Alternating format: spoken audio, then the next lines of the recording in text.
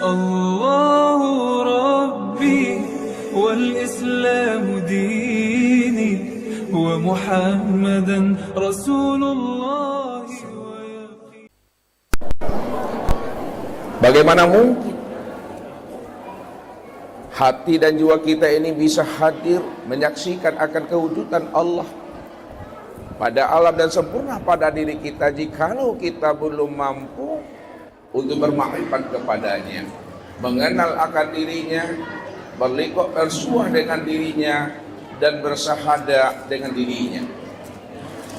Maka jikalaulah hati dan jiwa kita ini belum mampu bermusyahadah dengan dirinya, maka tentunya setiap ibadah dan ketaatan yang kita lakukan itu bisa jadi ibadah kita menjadi ibadah yang hampa dan ibadah yang sia-sia. Makanya baginda Rasul Nabi Muhammad SAW mengutarakan kepada kita Bapak Ibu, la tasihul ibadah illa bima'rifatil ma'bud. Belum sempurna ibadah yang kita dirikan jikalau kita belum mengenal yang kita sembah. Ini artinya apa? Baru ibadah kita itu dikatakan oleh baginda Rasul sempurna apabila kita telah mengenal, telah berliqah, bermusyahadah dan bermuwajahah dengan Allah. Ketika itulah hati dan jiwa kita itu bisa bermahabbah, rindu dan bermajah banyak dengan Allah. Tidak ada lagi namanya jarak, batas hijab dan tabir antara kita dengan Allah. Maka sebagai seorang hamba yang Allah berikan namanya kecerdasan rohani dan akal fikir, tentu ia senantiasa mampu iqra ke dalam dirinya. Bagaimana ia mampu untuk bisa berliqah, bermusyahadah dengan Allah dalam kehidupan ini, supaya benar-benar dia tahu jalan pulang dan kembali kepada Allah itu. Makanya orang yang tidak mengenal akan Allah dalam kehidupan ini, maka dipastikan dia termasuk orang-orang yang dalam keadaan buta, kata Allah. Orang yang buta itu adalah orang yang zulumat. Orang yang zulumat itulah adalah orang yang tersesat. Maka inilah yang Allah utarakan kepada diri kita Bapak Ibu. Man kana fi hazil a'ma fahuwa bil akhirati a'ma wa adalun sabila. Barang siapa yang buta di dunia, dipastikan dia juga buta di akhirat. Wa adalun sabila. Maka tersesatlah jalan. Kalau Allah menjelaskan di dalam surat Bani Israil ayat 72 ini adalah orang yang buta, itu adalah orang tersesat. Tentu kita berpikir Bapak Ibu, buta yang bagaimana yang dimaksudkan Allah dalam surat Bani Israil ini? Apakah buta mata yang ada di kepala ini atau butanya mata hati yang ada di dalam dada? Ini yang dipertegas Allah di dalam surah Al-Hajj ayat 46. Fa innaha la ta'mal absar walakin ta'mal qulub allati fis sudur, kata Allah.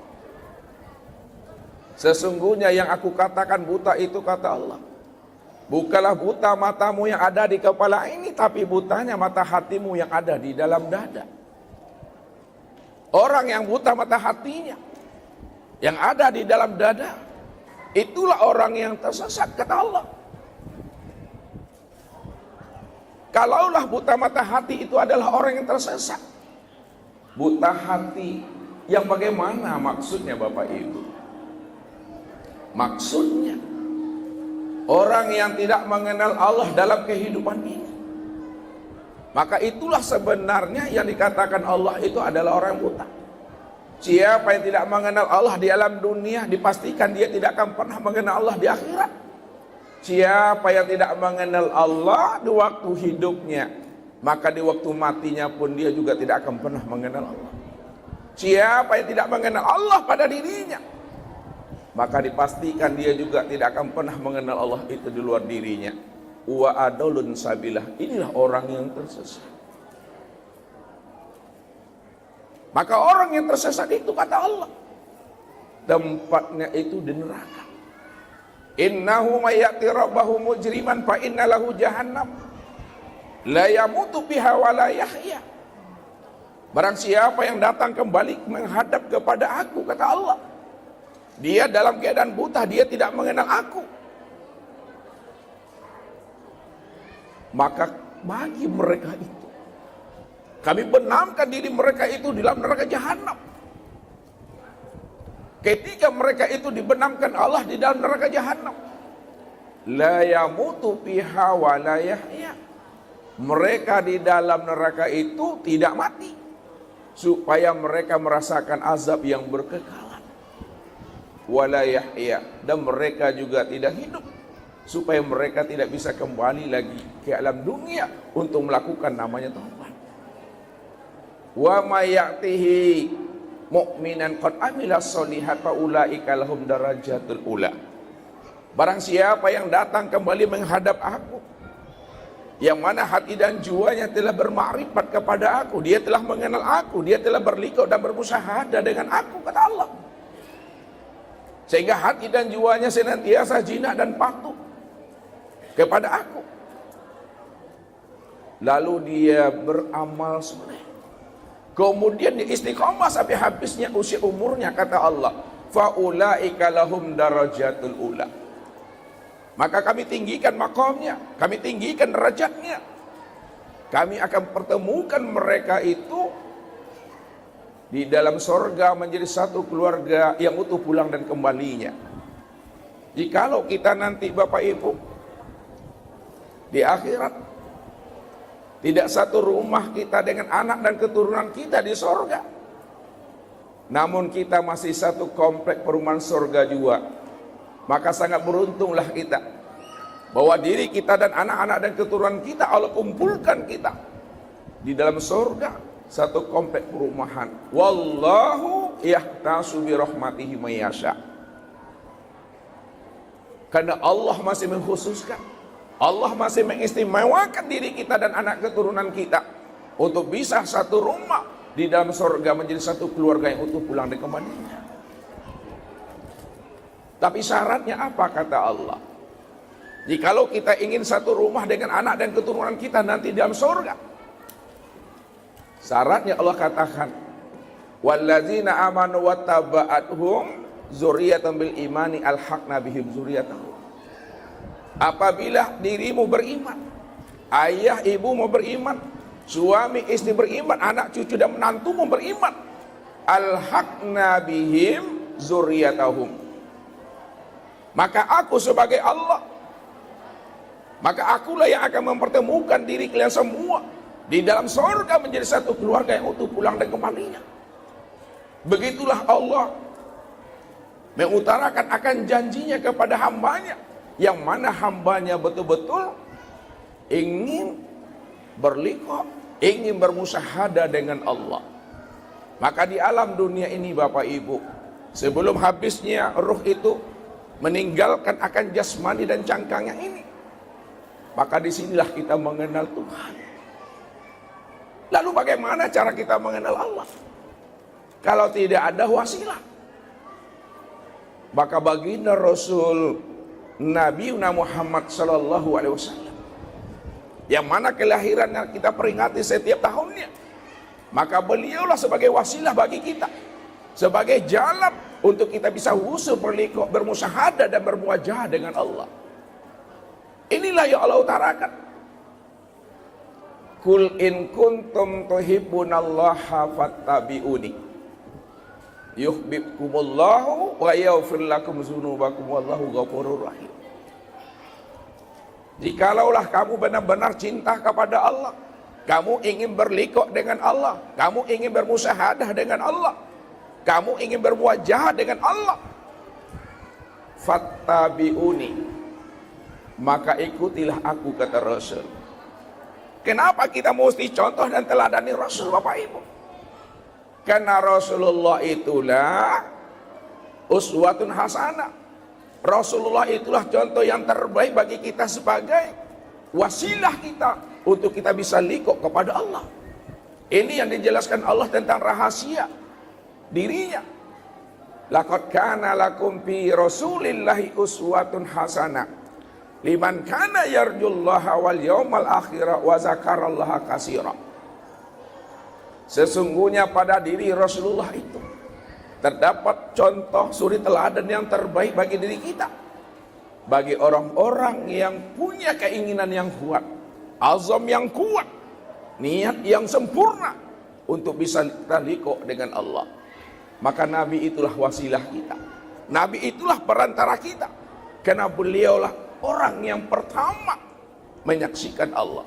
Beliaulah orang yang diangkat Allah menjadi Habibullah. Kalaulah beliau adalah orang yang menyaksikan Allah dan orang yang pertama kali menjadi Habibullah, maka pantas dan layaklah kita menjadikan diri beliau itu menjadi contoh dan teladan buat diri kita, biar kita tahu jalan pulang dan kembali kepadanya. Namun apa rahasia di balik itu untuk mencontoh dan meneladani Rasul? Inilah sore ini Bapak Ibu, kita akan membuka akan rahasia bagaimana Nabi itu sebagai uswatun hasanah buat diri kita, untuk kita bisa berliku dan bermusyahadah dengan Allah. Apa yang diajarkan Nabi kepada kita sebenarnya? Ini yang mesti kita dalami. Ini yang mesti kita pahami, kita ikut dan kita tilik ke dalam diri ini. Bukankah Allah katakan kepada kita, ya ayyuhallazina amanu udkhulu fi silmi kafa. Hei orang-orang yang beriman, masuklah kamu ke dalam Islam itu secara kafa, secara totalitas, secara sempurna. Kalau Allah menyuruh kita ini masuk ke dalam Islam itu secara totalitas, sempurna, apanya Islam itu yang kita masuki Bapak Ibu, supaya kita bisa sampai kepada dirinya. Masukilah ilmu Islam itu secara utuh. Mana sebenarnya ilmu Islam yang wajib kita tuntut, yang wajib kita pelajari? Karena ini telah dicontohkan oleh baginda Rasul kepada kita. Tinggal kita lagi mempergunakan kecerdasan akal fikir dan rohani untuk memahami akan rahasia ilmu yang telah disampaikan oleh Rasul kepada diri kita, supaya ibadah kita nanti Bapak Ibu betul-betul ibadah yang bermuraqabah, ibadah yang bermusyahadah, dan ibadah yang bermukasyafah. Kalau kita tidak memahami, tidak mengenal dan tidak mengamalkan ilmu yang diajarkan Rasul kepada kita, dipastikan Bapak Ibu, ibadah yang kita lakukan itu menjadi ibadah yang hampa, ibadah yang sia-sia. Ya. Pernah Nabi menyampaikan begini Bapak Ibu, ada dua orang di antara umatku, dia sama-sama mendirikan dan mengerjakan sholat. Cara berdirinya sama, cara rukuknya sama, cara itidalnya tidak berbeda, cara sujud dan cara duduknya di dalam sholat persis sama, tidak berbeda. Namun kualitas sholat di antara mereka berdua bagaikan langit dengan bumi. Apa maksud sebenarnya Bapak Ibu? Cara berdiri sama, rukuk, i'tidal sama, sujud dan duduk sama, tapi kualitas sholatnya itu bagaikan langit dengan bumi. Inilah yang terjadi pada diri sahabat Rasul itu. Kualitasnya itu bagaikan langit dengan bumi. Itu disebabkan ada sholatnya itu menghayal, lalai, tidak ingat Allah, dan ada betul-betul sholatnya itu ingat, khusyuk, bermakrifat kepada Allah. Maka disinilah Nabi ingatkan kita, kamin qaimin hazumin sholati at-tabu wan nasab. Berapa banyak nanti umatku mendirikan ibadah sholat, baik yang wajibnya maupun yang sunnahnya, tapi dia tidak mendapatkan apa-apa dari ibadah sholatnya itu, melainkan kata Nabi, at-ta'abu wan nasab, hanya rasa capek, letih, panik senya Bapak Ibu. Ya. Kaladang le kue, kapara le rajin. Le tahu para Bapak Ibu? Tidak tahu dah. Nah, kaladang kita kuat. Ya, ke sawah, ke kebun kita rajin. tapi kita tidak mendapatkan upah dari apa yang kita lakukan ini. Ini namanya dalam bahasa Ustaz Bapak Ibu takicua di nang tarang namanya. Allah bilang apa? Wa hum yahsabuna annahum yuhsinuna sun'a. Mereka mengira dan menyangka bahwa mereka telah melakukan amal yang terbaik di hadapan Allah. Sebenarnya mereka telah tertipu dengan diri dan amal mereka sendiri. Apa sebabnya mereka tertipu dengan amal dan diri mereka sendiri? Karena mereka belum mengenal Allah. Allah itulah ruhnya ibadah. Allah itulah rohnya dari semua amal soleh yang kita lakukan. Makanya wajib kita mengenal Allah. Ini yang disampaikan oleh baginda Rasul. Berapa tahun Rasulullah berdakwah Bapak Ibu? 23 tahun Rasulullah berdakwah.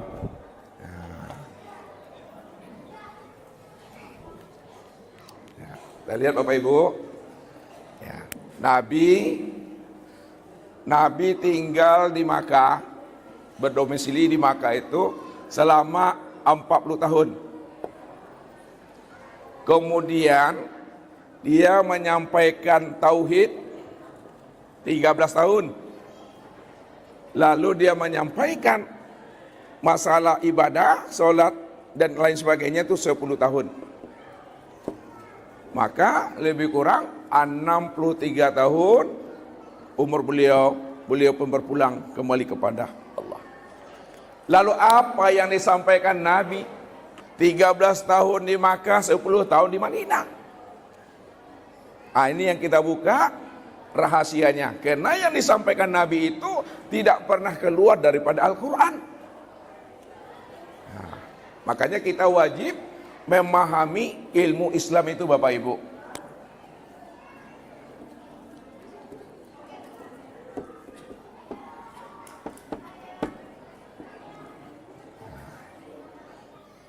Jadi ilmu Islam yang wajib Bapak Ibu pelajari ya.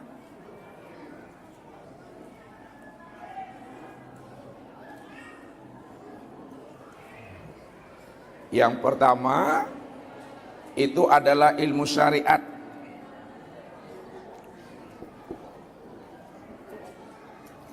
Yang kedua itu adalah ilmu thariqat. Dan yang ketiga adalah ilmu hakikat.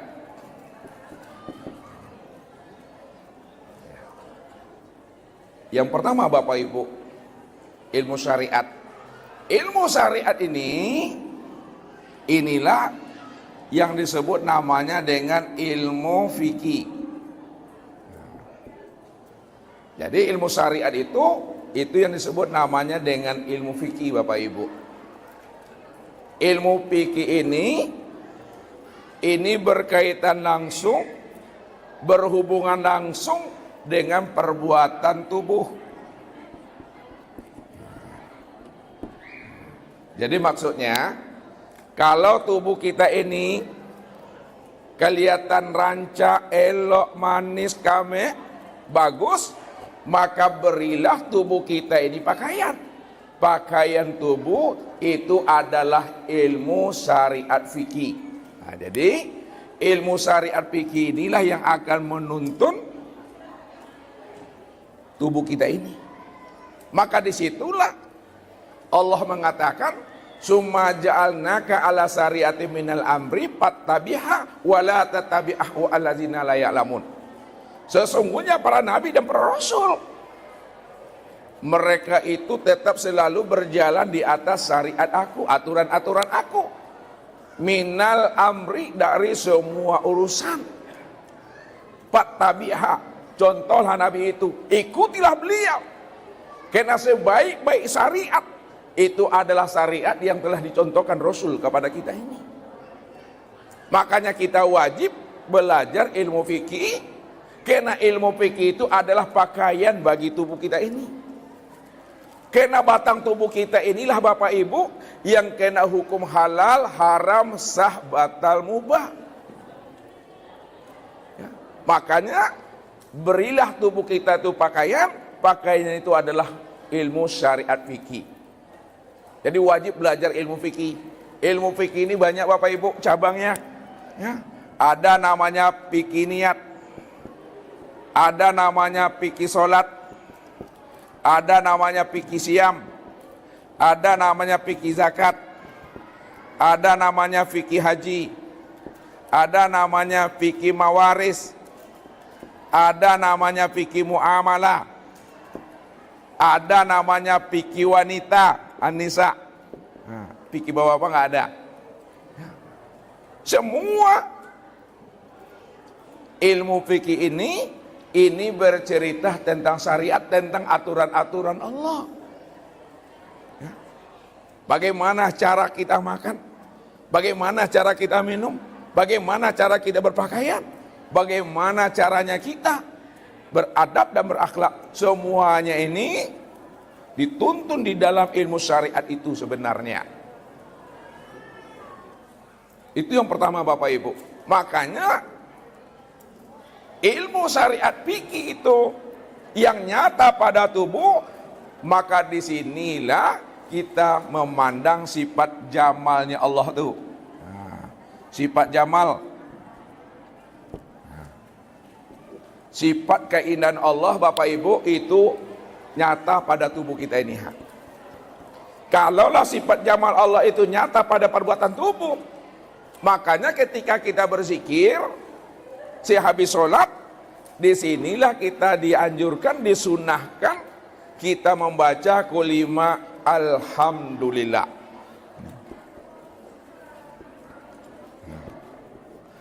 Jadi alhamdulillah kita baca tuh di sini Bapak Ibu, di tubuh nih.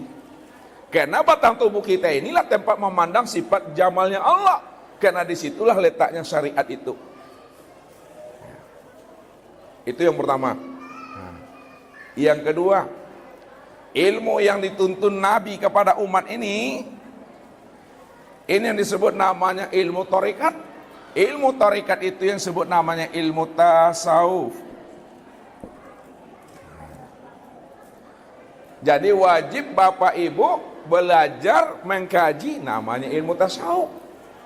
Ilmu tasawuf itu dia berkaitan langsung dengan perbuatan hati.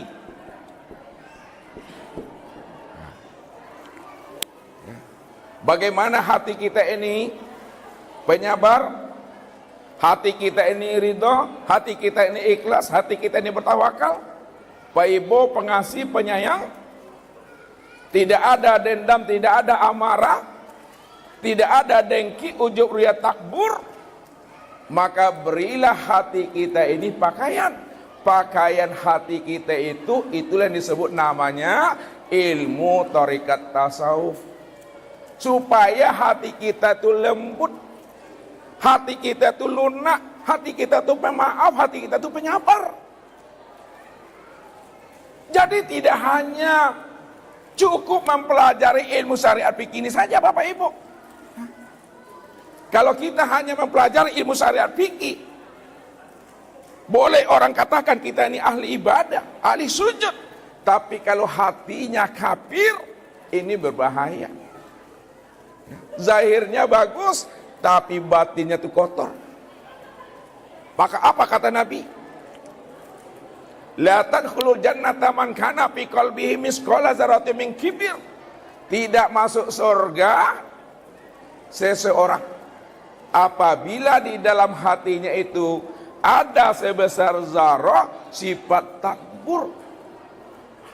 Walaupun perbuatan tubuhnya ini dikatakan ahli sujud, ahli ibadah, orang surau, orang langgar, tapi apabila ada sebesar zarah di dalam hatinya bercokol sifat takbur, maka itu adalah batu licin, itu adalah hijab, itu adalah penghalang bagi dirinya untuk bisa masuk dalam surganya Allah.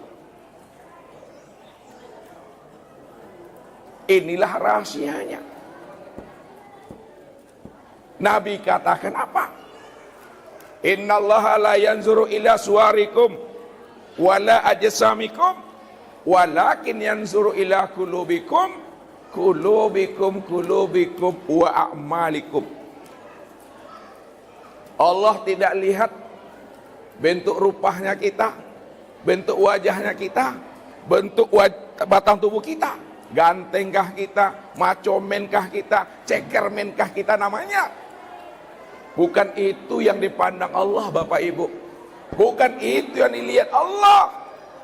Tapi yang dipandang dan dilihat Allah itu adalah hatimu, hatimu, hatimu, baru amalmu. Makanya orang-orang tua kita mengatakan, Bapak Ibu, yang zahir menunjukkan yang batin. Tahu maksudnya yang zahir menunjukkan yang batin? Kalaulah hati Bapak Ibu mendapatkan nikmat, hati Bapak Ibu itu senang, hati Bapak Ibu itu gembira, hati Bapak Ibu itu bahagia, maka nampaklah pada wajah ini senyumnya senyum Pepsodent, Bapak Ibu. Apa sebabnya pada wajah ini nampaknya senyum Pepsodent? Karena hati ini sedang berbunga-bunga, hati sedang mendapatkan nikmat dan karunia-Nya Allah.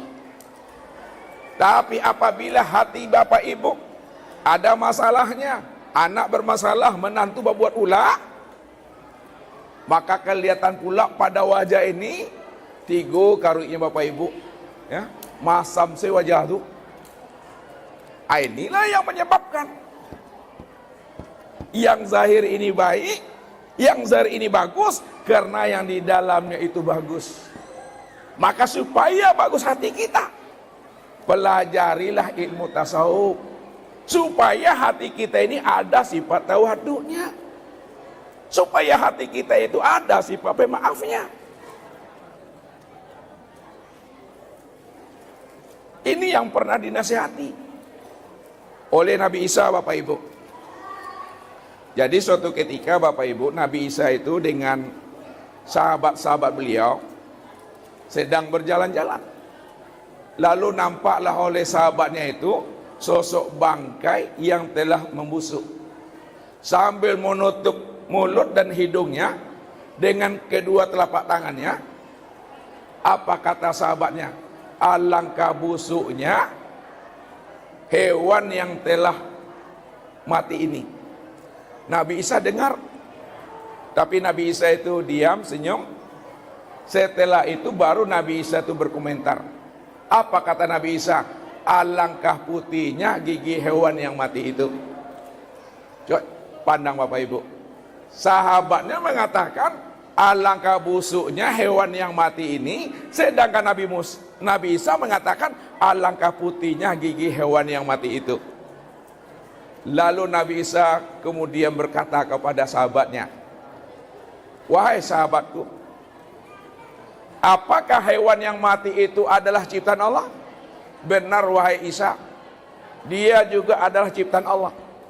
Kalau memang benar katamu, hewan yang mati itu adalah ciptaan Allah, ketahuilah wahai sahabatku semua, semua ciptaan Allah itu adalah baik. Kalaulah semua ciptaan Allah itu baik, kenapa kamu tidak mampu memandang sisi yang terbaik dari setiap apa yang diciptakan Allah? Kalaulah semua ciptaan Allah itu baik, kata Isa, termasuk bangkai itu, kenapa kamu tidak mampu memandang sisi terbaik dari setiap apa yang Allah ciptakan, walau itu bangkai? Lalu Nabi Isa melanjutkan, apa kata Nabi Isa? Wahai sahabatku semua, sesungguhnya manusia itu selalu mengeluarkan apa yang ada di dalam dadanya. Kalaulah di dalam dadanya ini baik, pasti dia akan mengeluarkan hal yang baik. Tapi kalau di dalam dadanya itu tak baik, pasti dia tidak akan pernah mengeluarkan kata-kata tak baik itu. Disitulah letaknya. Manusia itu tergantung daripada suasana hatinya.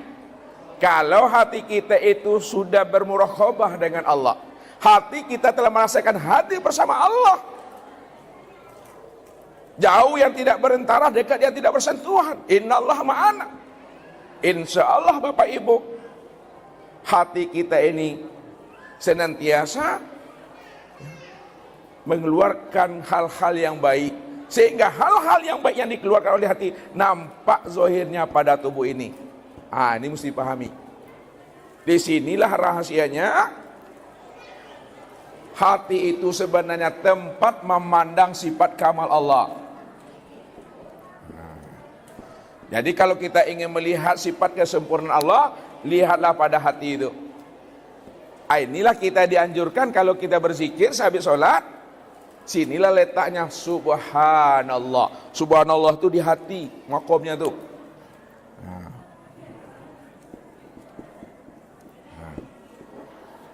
Jadi subhanallah itu alamatkan di hati. Alhamdulillah alamatkan kepada batang tubuh. Kenapa subhanallah pada hati? Karena di hati kita itulah tempat memandang kesempurnaan akan Allah itu. Kenapa alhamdulillah pada tubuh?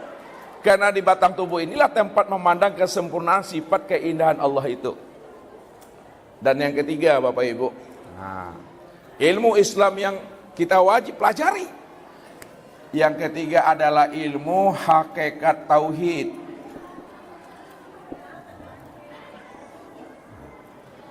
Jadi wajib Bapak Ibu belajar tauhid.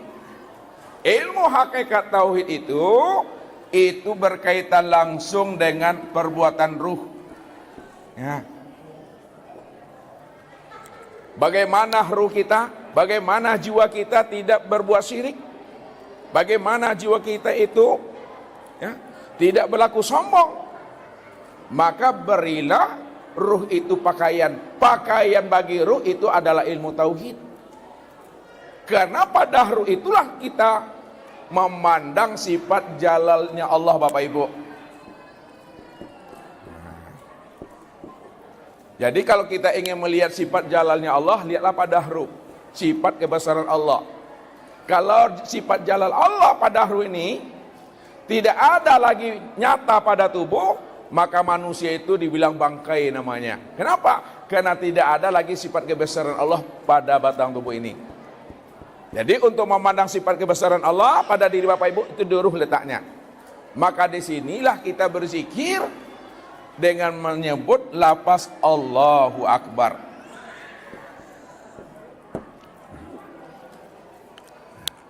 Jadi inilah ilmu Islam yang wajib pelajari.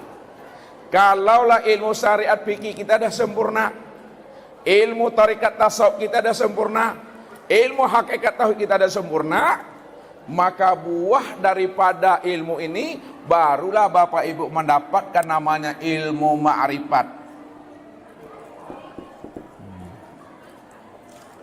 Jadi ilmu ma'rifat itu mesti bersyariat, mesti bertarikat, mesti berhakikat. Kalaulah sempurna ilmu syariat fikih, tarikat tasawuf dan ilmu hakikat tauhid, baru kita mendapat ilmu ma'rifat. Ilmu ma'rifat itu yang katakan namanya ilmu hikmah itu. Apa kata Allah? Yuktil hikmata may yasha'u wa may yuktal hikmata faqad utiya khairan katsira. Siapa yang diberikan Allah kepada dirinya ilmu hikmah, maka itu lebih baik daripada dunia seisinya. Orang yang mendapatkan ilmu ma'rifat hikmah, maka terbukalah namanya akan rahasia. Nih. Terbukalah rahasia tubuh, terbuka rahasia hati, dan terbuka pula lah namanya rahasia ruh. Terbuka rahasia dunia, terbuka rahasia akhirat, terbuka rahasia hidup, dan terbuka pula namanya rahasia mati itu. Maka disitulah kita memandang sifat qahar Allah. Nah, jadi sifat qahar Allah itu qahar itu pada sir. Maka disitulah Bapak Ibu mengucapkan kulimah la haula wala quwata illa billah. Tidak ada daya dan upaya, tidak ada kudrat dan iradat, melainkan yang nyata, yang wujud hanyalah kudrat dan iradat Allah semata-mata Bapak Ibu. Ini yang disampaikan Rasul. Bawakanlah ilmu ini ke dalam sholat. Kalau kita bawakan ilmu ini ke dalam sholat Bapak Ibu, barulah ibadah kita itu menjadi nikmat dia. Makanya Nabi mengatakan kepada kita ini, Man arada ayya'lamu malahu innallah falyanzur malillahi indahu. Siapa yang ingin tahu makomnya, siapa yang ingin tahu derajatnya, siapa yang ingin kenal kedudukannya di hadapan Allah, falyanzur malillahi indahu, maka pandanglah ke dalam hatimu, center ke dalam hatimu. Ketika kamu menyenter dan memandang dalam hatimu, maka disitulah kamu tahu makom kamu di hadapan Allah. Kita lihat makom kita, Bapak Ibu, di hadapan Allah. Lihat satu-satu. Kalaulah makom kita masih duduk di makom syariat yang ini dalam beribadah, maka orang yang duduk pada makom syariat, setiap ibadah yang dia lakukan, dia selalu melakukan tuntutan kepada Allah, Bapak Ibu, tuntutan.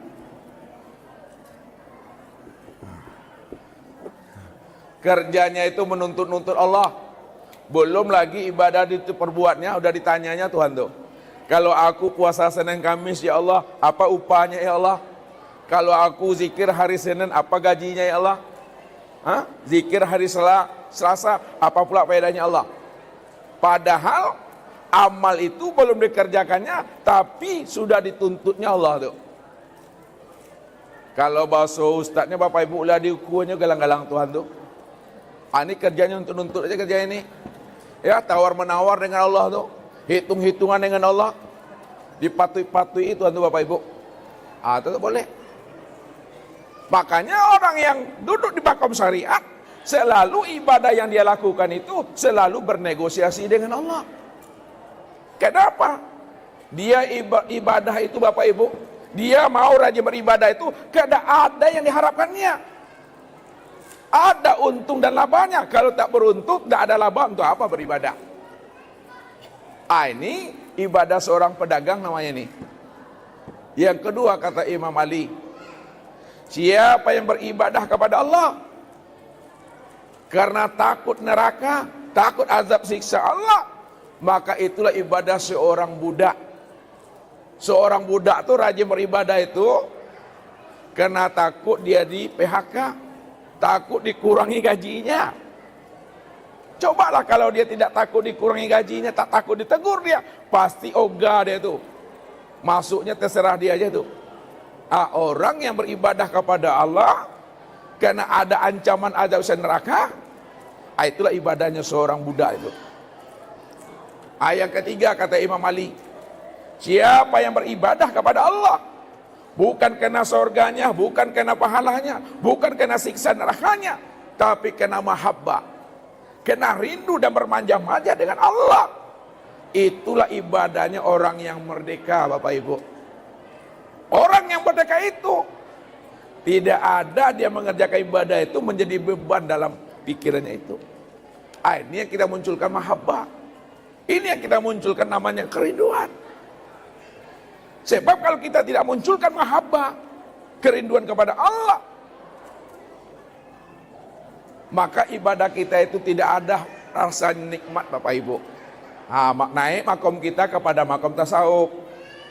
Makom tasawuf ini, kalau dia beribadah bukan tuntutan, tapi dia beribadah itu kena rindu dan cinta kepada Allah. Rindu dan cinta kepada Allah. Jadi kalau kita beribadah kepada Allah itu yang kita bawa itu mahabbah kita. Jangan masalah anak dibawa kepada Allah. Jangan masalah menantu yang diantarkan kepada Allah.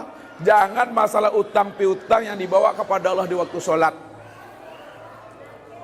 Tapi bawalah kepada Allah itu rasa rindu, rasa mahabbah, rasa bermanja-manja dengan Allah, Bapak Ibu.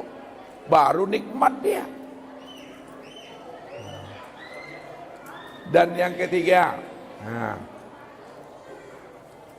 orang yang makomnya duduknya di tauhid atau di hakikat, dia beribadah bukan karena tuntutan, dia beribadah bukan karena rindunya, tapi dia beribadah itu untuk menyatakan Allah yang wujud, Allah yang wajib disempurnakan akan wujud dirinya. Inilah duduk makom di tauhid itu menyatakan Allah.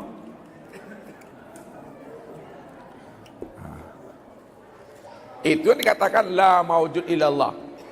Tidak ada yang pantas disembah, tidak ada yang pantas dituju, tidak ada yang pantas dicari dan dinyatakan dalam hidup ini, melainkan hanyalah Allah semata-mata. Kemudian makom ma'rifat. Nah, makom ma'rifat lagi Bapak Ibu. Makom ma'rifat kalau dia beribadah itu menunjukkan kepatuhan dan bukti keimanannya kepada Allah. Iman dan patuh kepada Allah. Kenapa beribadah? Saya beribadah menunjukkan keimanan, menunjukkan kepatuhan aku kepada Allah itu. Barulah ibadah kita ini Bapak Ibu, barulah terasa nikmat, baru terasa nyaman dalam hati. Tinggal kita lagi Bapak Ibu, duduk kita di mana? Kalau kita selalu menuntut Allah, berarti kita masih di makom syariat kita. Kalau kita beribadah sudah ada rindu, mahabbah, itu tandanya sudah kita duduk makom tarikat. Kalau kita sudah menyatakan Allah, duduknya di hakikat. Tapi kalau kita beribadah itu sudah menunjukkan keimanan kepatuhan kepada Allah, itu di ma'rifat itu. Ini yang disampaikan Rasul, yang mesti kita pelajari, yang mesti kita tuntut dalam hal ini Bapak Ibu, ya. Supaya apa? Supaya ibadah yang kita lakukan ini betul-betul terasa nikmatnya. Inilah isi Al-Quran. Kita lihat. Nah, kalaulah Nabi ya diberikan Allah petunjuk dan hidayah, yang mana hidayah petunjuk itu disampaikan untuk umat sebagai isi Al-Quran, maka Nabi menyebut ilmu fikih ini yang disebut namanya dengan Islam. Nabi menyebutnya dengan Islam, ya. Kemudian yang kedua, ilmu tasawuf ini Nabi menyebutnya dengan ihsan. Dan yang ketiga, tauhid, Nabi mengatakannya dengan iman. Jadi Islam itu kelihatannya pada ilmu fikih, ihsan itu kelihatannya pada ilmu tasawuf, iman itu kelihatannya pada ilmu tauhid ini. Makanya Islam, ihsan dan iman di dalam Al-Quran, Islam ini di dalam Al-Quran ini yang dikatakan namanya dengan ibadah. Nah ini isi Al-Quran tuh, ibadah. Ihsan di dalam isi Al-Quran ini disebut namanya dengan akhlak. Sedangkan iman di dalam Al-Quran ini yang disebut namanya dengan akidah. Jadi semuanya itu ada pada diri kita Bapak Ibu. Islam, ibadah, fikih, ini pakaian tubuh. Itu maksudnya. Akhlak, ihsan itu adalah pakaian hati. Ini disebut namanya ilmu tasawuf. Sedangkan akidah, iman, tauhid itu adalah pakaian ruh.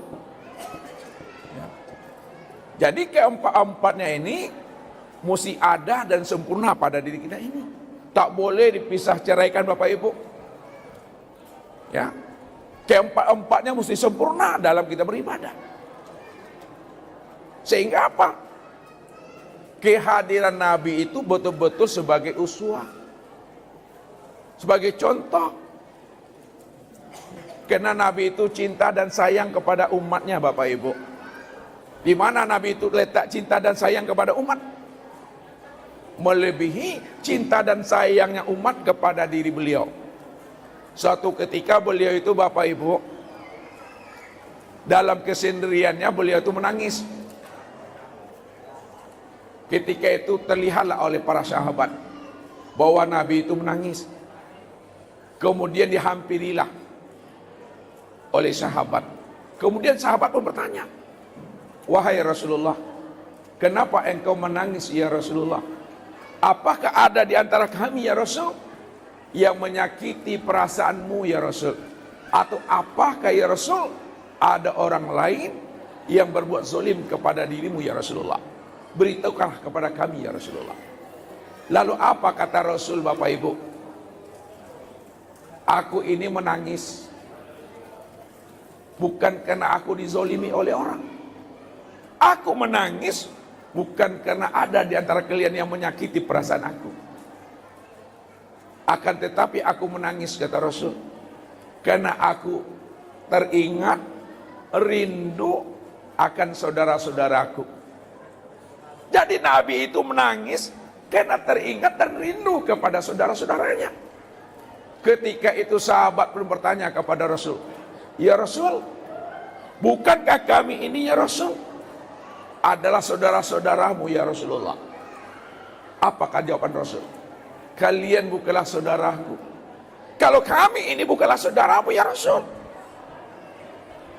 yang senantiasa membela perjuangan engkau ya Rasulullah. Lalu siapa kami ini ya Rasul, dan siapa pula saudara yang engkau maksud itu ya Rasulullah? Ketika itu Rasul mengatakan, kalian ini adalah sahabat-sahabatku yang terbaik, yang selalu membela aku menegakkan kalimatillah di muka bumi ini. Namun yang aku maksud, kata Rasulullah, saudara-saudaraku itu adalah orang, dia tidak pernah menatap wajahku, dia tidak pernah mendengarkan kalam-kalam aku, dia tidak pernah langsung berjumpa dengan aku, namun dia yakin kepadaku. Apa yang aku sampaikan, dia yakin dan percaya, dia amalkan. Itulah saudara-saudaraku, kata Rasulullah. Sekarang Ustaz bertanya sama Bapak Ibu, Bapak Ibu pernah tak lihat Nabi secara langsung? Pernah tak mendengarkan kalam-kalam Nabi secara langsung? Tidak. Tapi Bapak Ibu yakin tak apa yang disampaikan Nabi? Yakin. Bapak Ibu mau tak melaksanakan apa yang diperintahkan Nabi? Mau.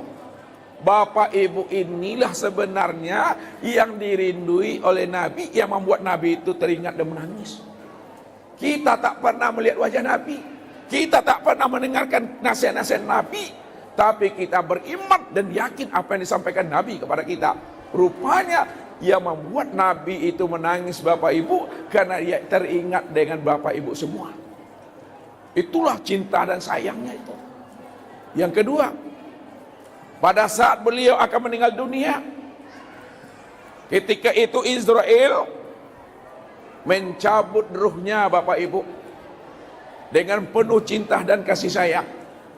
Lalu apa kata Rasulullah? Wahai Israel, alangkah pedihnya, alangkah sakitnya, alangkah dahsyatnya ketika ruh itu akan melepaskan tubuh ke ini, wahai Israel. Apa kata Israel?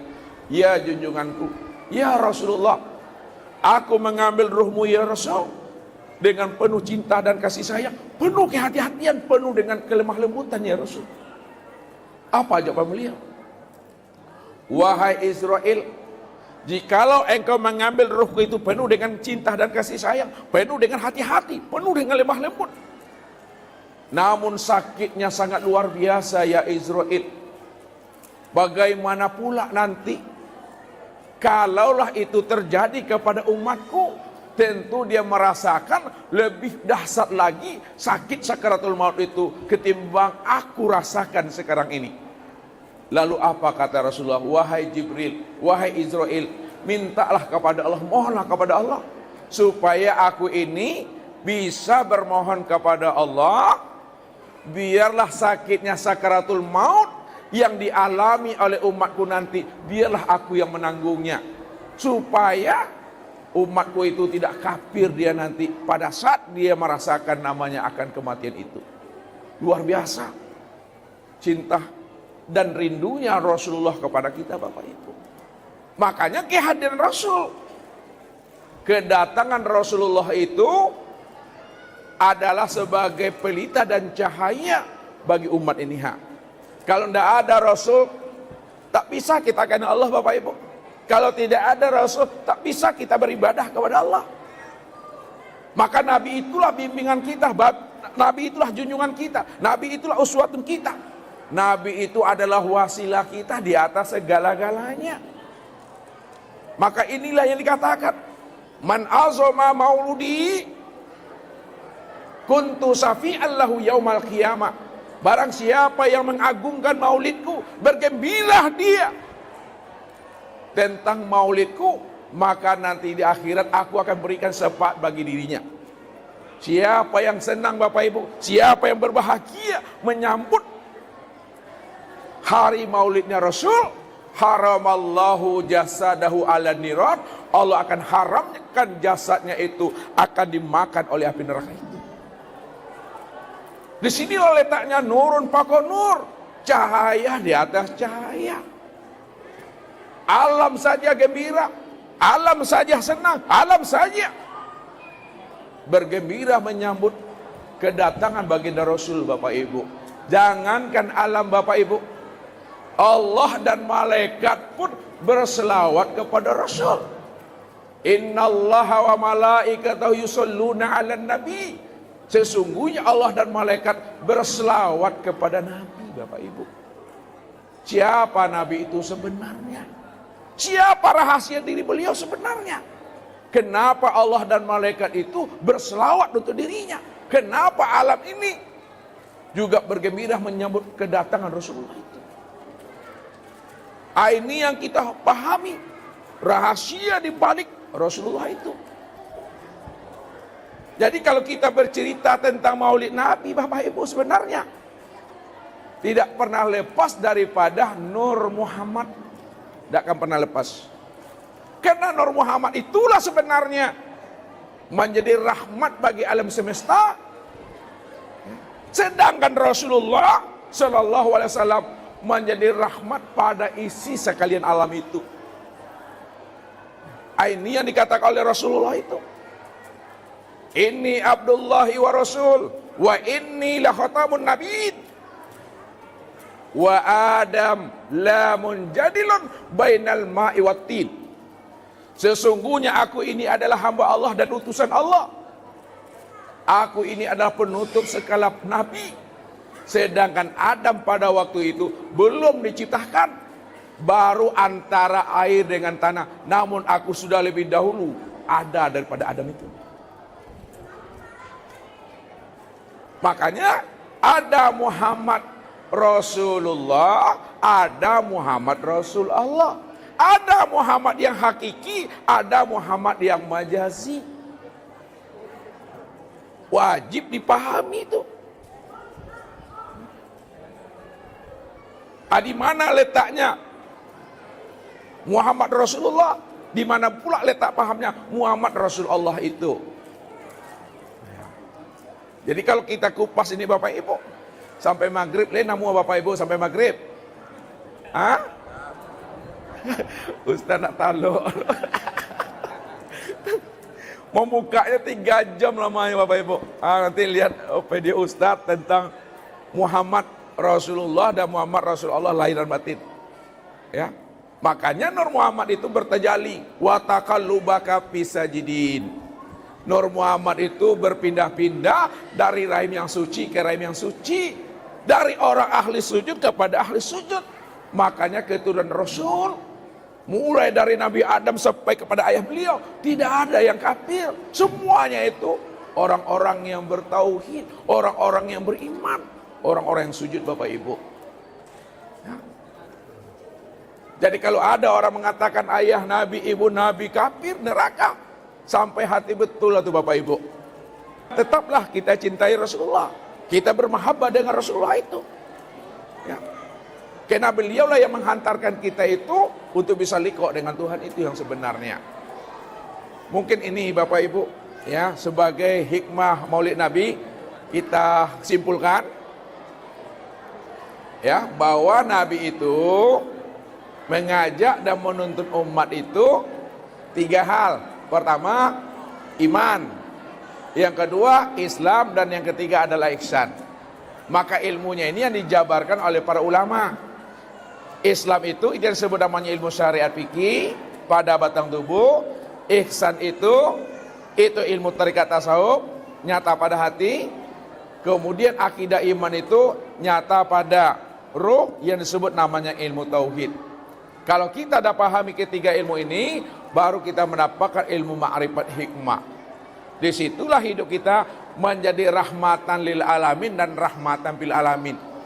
Betul-betul hidup kita dibimbing dan dituntun oleh Allah, Bapak Ibu. Makanya Nabi mengatakan, adabani Rabbi fa ahsana ta'dibi. Akulah sebaik-baiknya orang yang beradab, karena adabku langsung Allah yang bimbing, Allah yang tuntut. Apa buktinya? Nabi sebaik-baik adab. Sebagai penutup, Bapak Ibu, ketika Rasulullah itu dengan anak angkat beliau Zaid bin Harisah pergi berdakwah ke Taif, Bapak Ibu. Ketika beliau pergi berdakwah ke Taif dengan tujuan menyampaikan tentang iman, Islam dan ihsan, maka Rasulullah dengan sahabatnya dilempari oleh orang-orang Taif dengan batu, diejek dan hina, sampai badan Rasulullah itu berdarah, Bapak Ibu. Ketika berdarah, maka turunlah malaikat menghampiri Rasulullah. Ya Muhammad, engkau adalah kekasih Allah, doamu mustajab. Kalau engkau minta kepada Allah ya Muhammad supaya mereka itu dibinasakan, maka sekejap mata, kata Jibril, gunung-gunung batu yang ada di Taif ini akan aku cabut dan aku lemparkan kepada mereka. Negeri Taif ini akan aku luluh lantakkan. Lalu apa kata Rasulullah, Bapak Ibu? Wahai Jibril, aku ini diutus Allah bukanlah untuk melaknat umat, bukanlah untuk membinasakan umat, bukan untuk mengutuk-ngutuk umat, tapi aku diutus oleh Allah liutammima makarimat akhlak. Aku diutus oleh Allah untuk menyempurnakan akhlak. Ketika itulah Rasulullah mengatakan kepada Jibril, wahai Jibril, kalaulah ayah ibu mereka tidak beriman ya Jibril, aku masih punya harapan kepada Allah. Mudah-mudahan anaknya beriman nanti. Kalau anaknya belum beriman ya Jibril, aku masih punya harapan, mudah-mudahan cucunya beriman nanti. Kalau cucunya belum beriman, aku juga masih punya harapan, mudah-mudahan cicitnya juga beriman. Ketika itulah Rasulullah berdoa kepada Allah, Bapak Ibu. Dirayu Rasulullah. Siapa yang dirayu oleh Rasulullah? Rasulullah itu merayu Tuhannya supaya Allah tidak menimpakan azab kepada mereka. Karena Allah sudah bersumpah, Allah sudah berjanji kepada Rasul. Apa kata Allah? Man adani waliyan faqad hazantu bil harbi.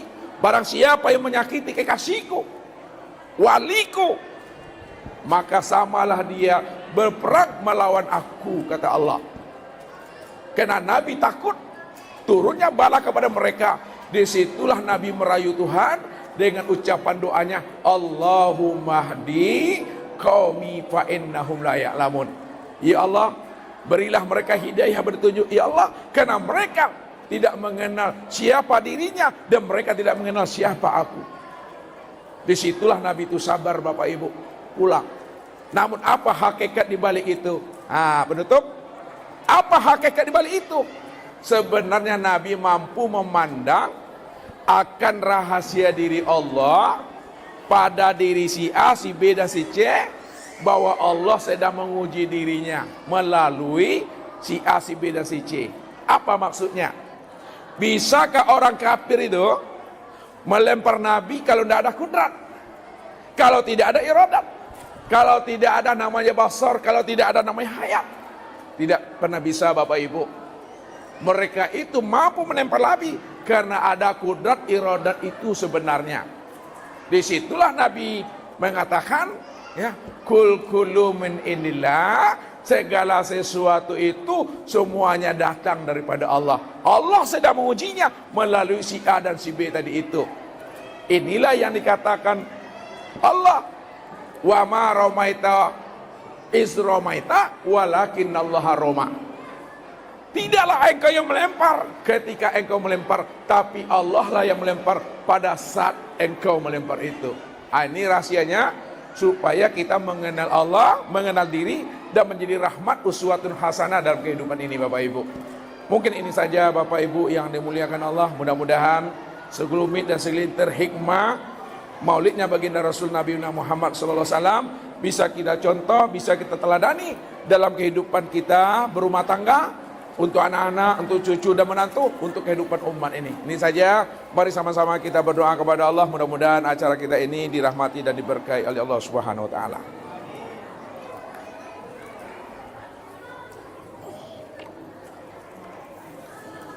Na'udzubillahi minasyaitonirrajim. Bismillahirrahmanirrahim.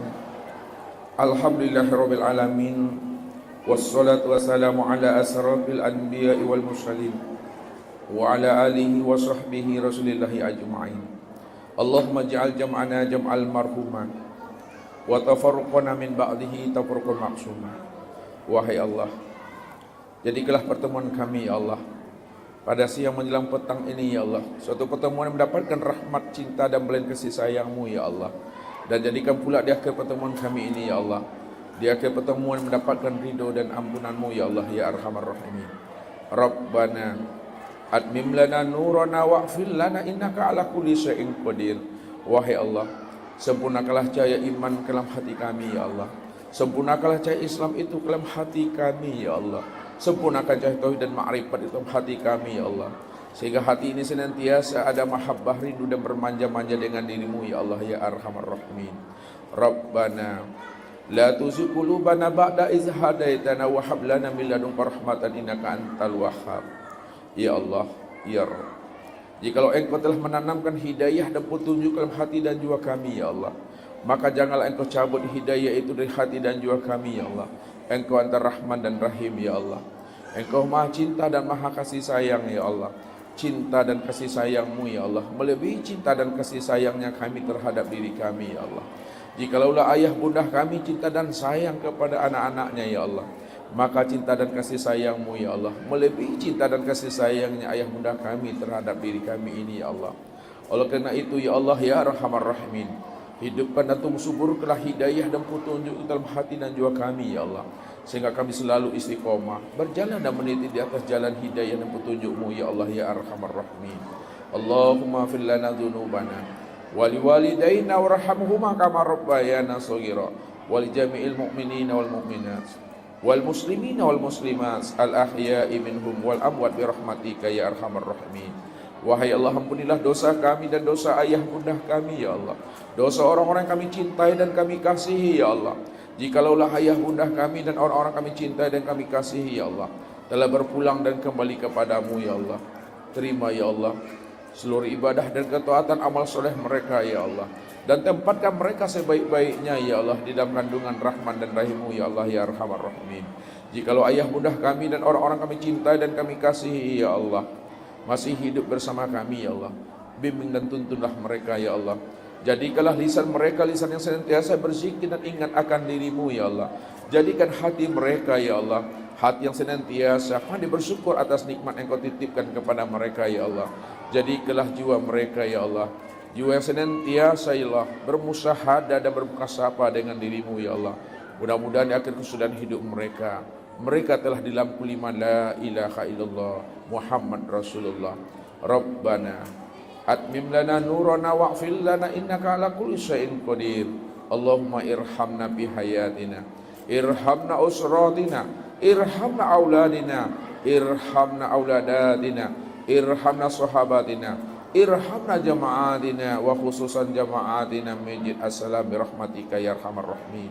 Wahai Allah, rahmatilah hidup kami ya Allah, rahmatilah hidup keluarga kami ya Allah, rahmati hidup anak-anak dan keturunan kami ya Allah, rahmatilah hidup sahabat-sahabat kami ya Allah, rahmati hidup jemaah kami ya Allah, khusus jemaah masjid as-salam ya Allah ya arhamar rahimin.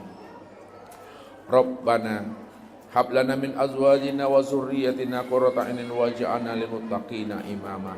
Ya Allah ya arhamar rahimin, ridhoi ya Allah setiap penglihatan mata yang kami tatap ini ya Allah, ridhoi ya Allah setiap pendengaran telinga yang kami dengar ini ya Allah, ridhoi ya Allah setiap tutur kata yang terlontar daripada lisan kami ini ya Allah, ridhoi ya Allah setiap lintasan hati yang terbetik daripada kalbi kami ini ya Allah, ridha ya Allah setiap perbuatan tangan dan kaki kami ya Allah dalam meraih dan melangkah untuk mendapatkan ridho dan ampunan-Mu ya Allah ya arhamar rahimin. Oleh karena itu ya Allah, jadikanlah diri kami menjadi diri yang insani ya Allah, jadikan hati kami ya Allah menjadi hati yang ruhani ya Allah, jadikan jiwa kami menjadi jiwa yang nurani ya Allah, jadikanlah rahasia diri kami menjadi rahasia Rabbani ya Allah. yang tahu jalan pulang dan kembali kepadamu ya Allah ya Arhamar Rahimin. Rabbana atina fid dunya hasanah wa fil akhirati hasanah wa qina azabannar. Wassallallahu ala sayyidina Muhammadin wa ala alihi wa sahbihi rasulillahi ajma'in. Subhana rabbika rabbil izzati amma yasifun. Wassalamun ala mursalin walhamdulillahi rabbil alamin. Taqabbalallahu minkum minna wa minkum taqabbal ya karim. Assalamualaikum warahmatullahi wabarakatuh. الله ربي والإسلام ديني ومحمدا رسول الله